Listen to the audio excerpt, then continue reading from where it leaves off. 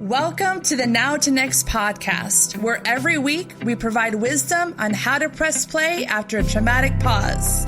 If you are starting up or starting over in any area of your life or your business, subscribe and listen as we share real life stories from actual people who have pressed play and are winning after nearly losing it all. And now, your host, Octoria Robinson. Happy Monday, my friends. Welcome back. This is your host again with you, Octoria Robinson. I am super pumped. Man, we have an incredible show for you today. We have Jason Crawford in the studio. He's a brand strategist. He's an author. He's a husband. He's a father. He's a man filled with so much wisdom. I assure you, listen well today, friends. Your life is going to be rocked by this story, by his strength, by the perseverance, and so much more. How are you today, Jason? I'm good. I've been putting myself in that headspace. I know that we recorded this, once before, and as I listened to it, I didn't feel like the story came full across. So today, I'm prepared. That's how I feel. Awesome. So tell us a little bit about yourself in your own words. I know I've introduced you on a professional level, but speak from your own words so our listeners can connect to you as we go on this journey on how to press play. Oh, man, I like the way you said it better. So I started right out of college, and I got out of college into sales and then didn't know where I was going. Loved training people, recreated training programs, figured out I really liked helping people understand their potential, and then also expanded that to helping businesses understand their potential and unlock it. So that was a natural lead to marketing. Went back to school because I didn't know what I was doing the first time, right? So I went back for my master's in counseling, to help unlock more of those pieces. Honestly, decided that counseling wasn't really for me. I prefer mentoring. Mm-hmm. I prefer to be one-on-one and impact and in with someone's life because there's something about creating change in life that needs that one-on-one. What does the Bible says it best, right? Mm-hmm. Iron sharpens iron, one sharpens another. That's friction. And that takes face-to-face contact a lot of times. And that's oftentimes just not what counseling really is about.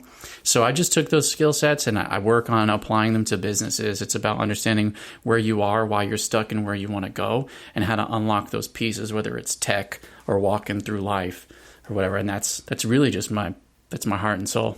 Wow. I haven't met too many people who work in your industry that apply those principles. So I salute you, and I'm sure it's really impacting your clients. I'm being one of them.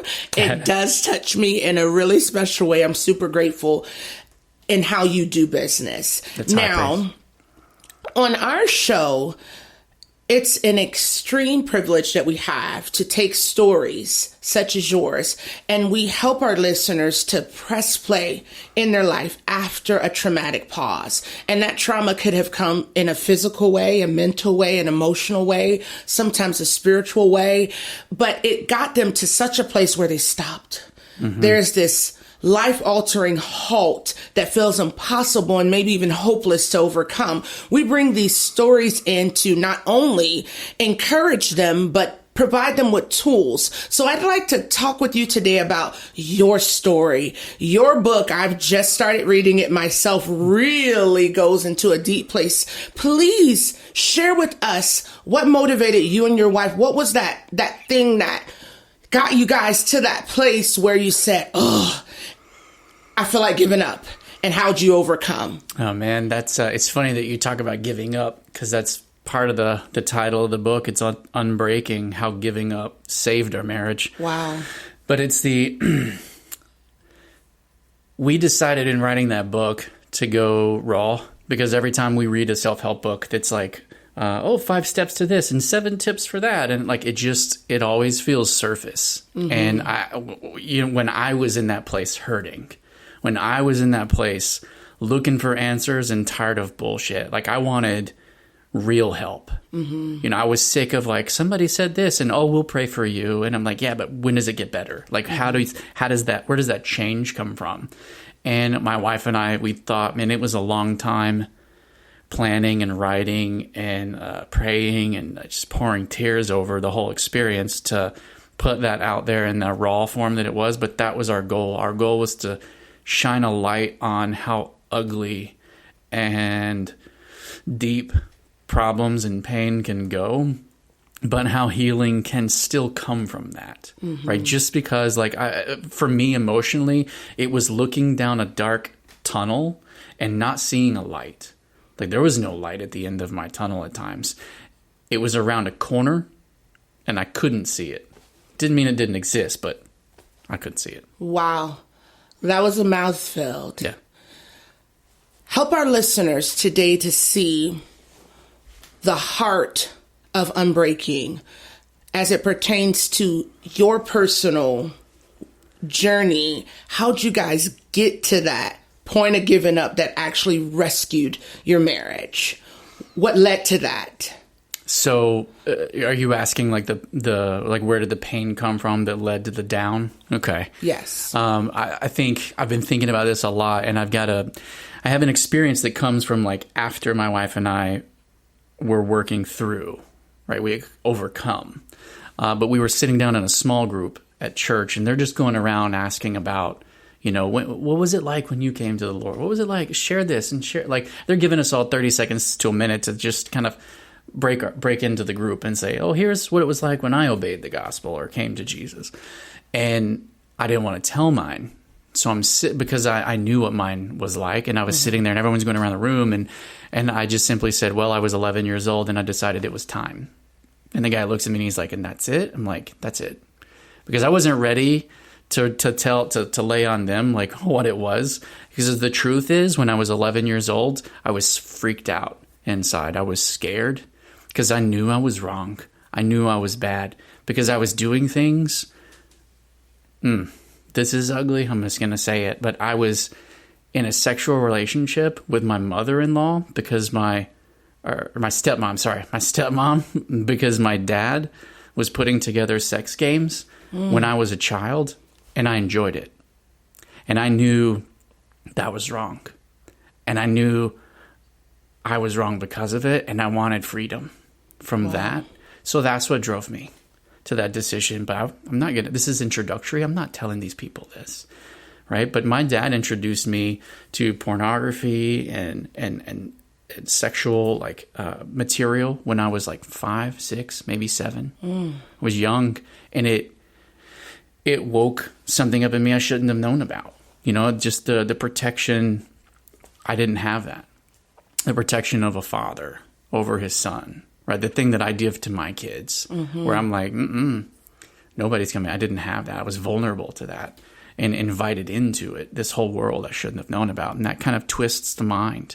It creates appetites. It creates pain. You learn to like dislike yourself, but you don't know why, but you don't want to stop. You like doing what you're doing. And then it's like, you think you're evil and you're a child. You don't know. God, wow. Do you go, Whew. So from 5 to 11, that level of perversion and abuse was introduced into your world. And at 11, you made a decision to let Jesus inside of your heart. Did that make a difference as you grew up? Was that something you discontinued after making that decision because you wanted something different besides what you were experiencing? Yes and no. So yes, and I felt free for like the first time, you know, like truly free of something evil.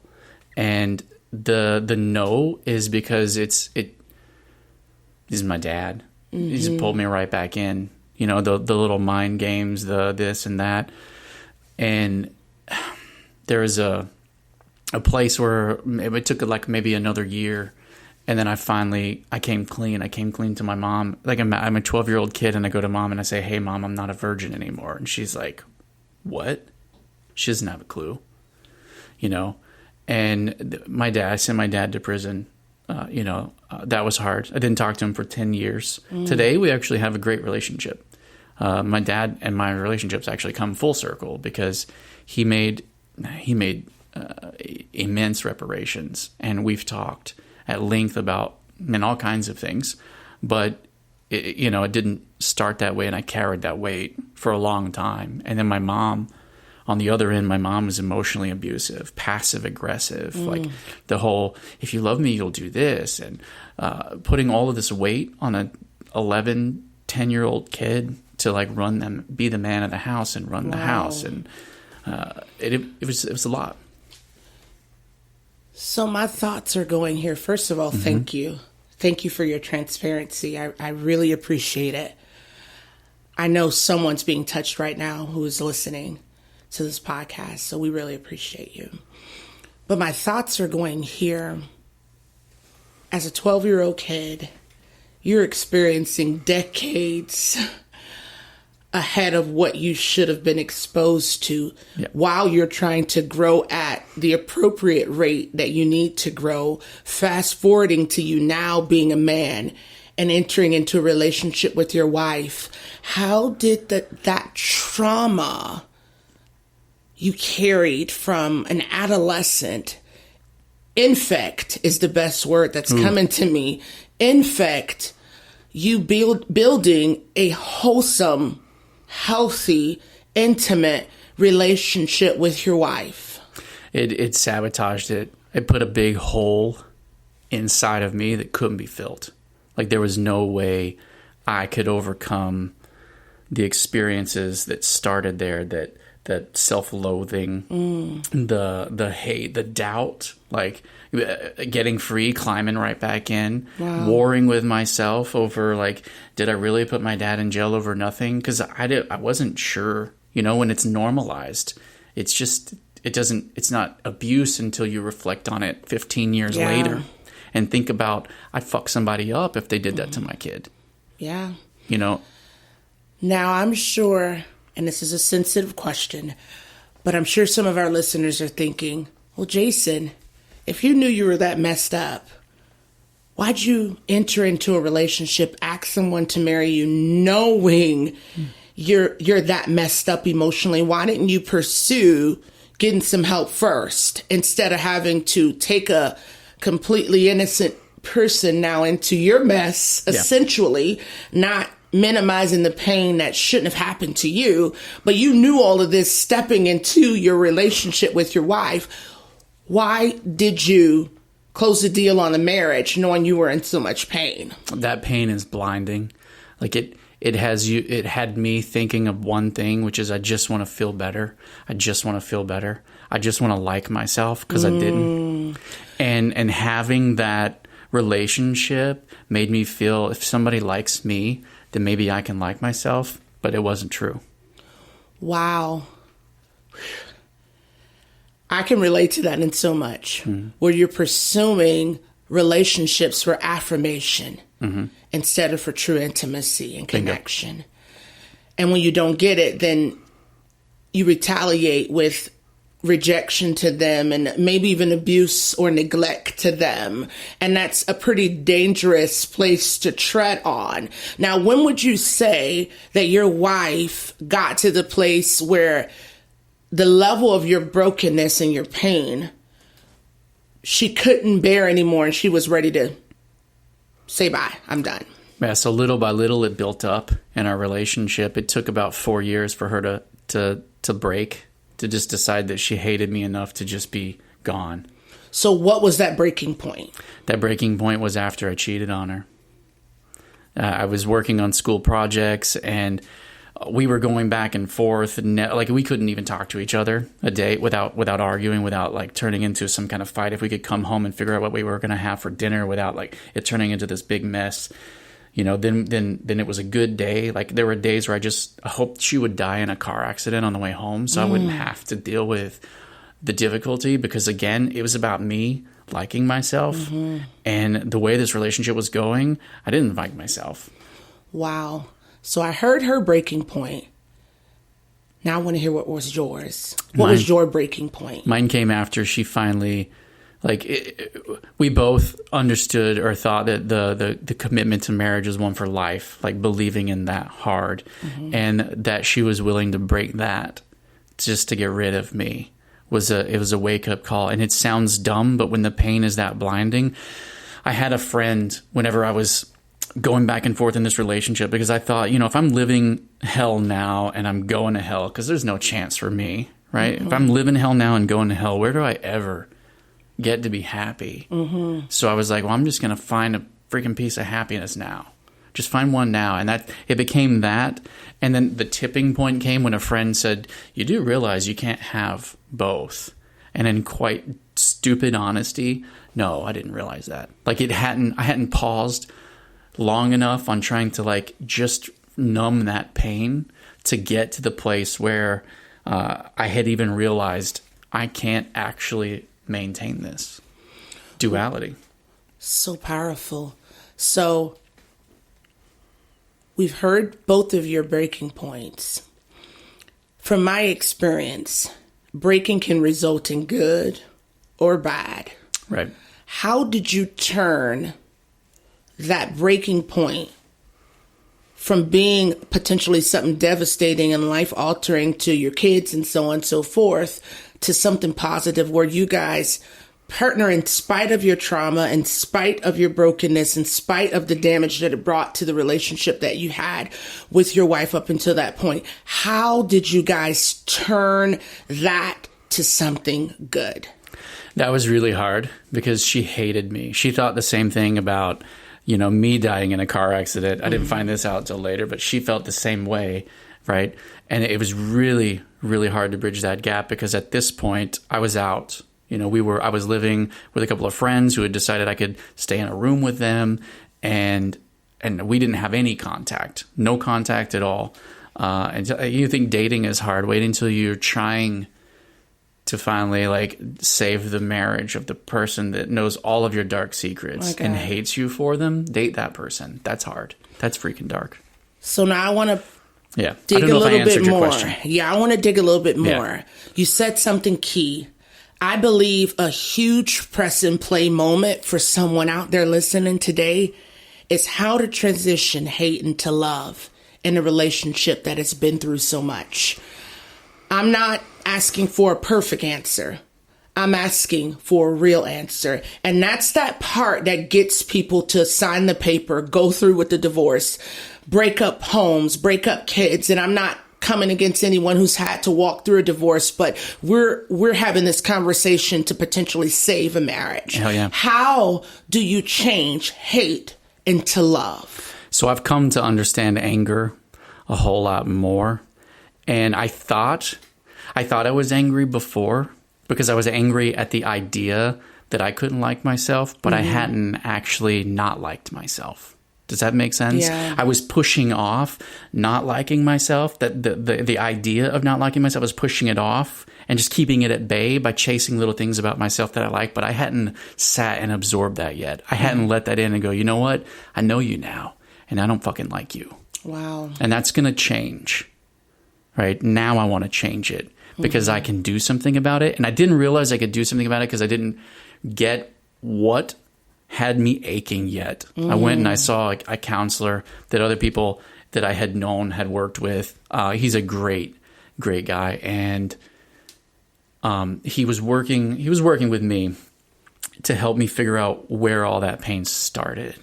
So it sounds like, Jason, if I'm hearing you correctly, in this transition of turning hate into love, it has to start with you.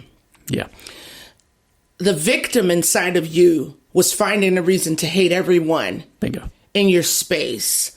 But the main person you hated was yourself, and you had not dealt with that until that point.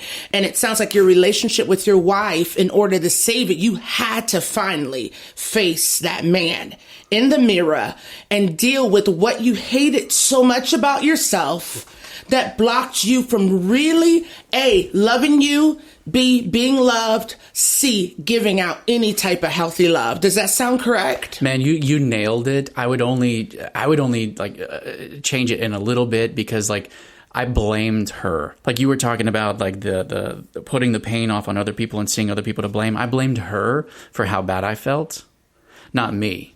And it wasn't until I realized she didn't deserve all the choices I made. I connected where my pain came from in my past. And then I saw that was mine that I brought into the marriage.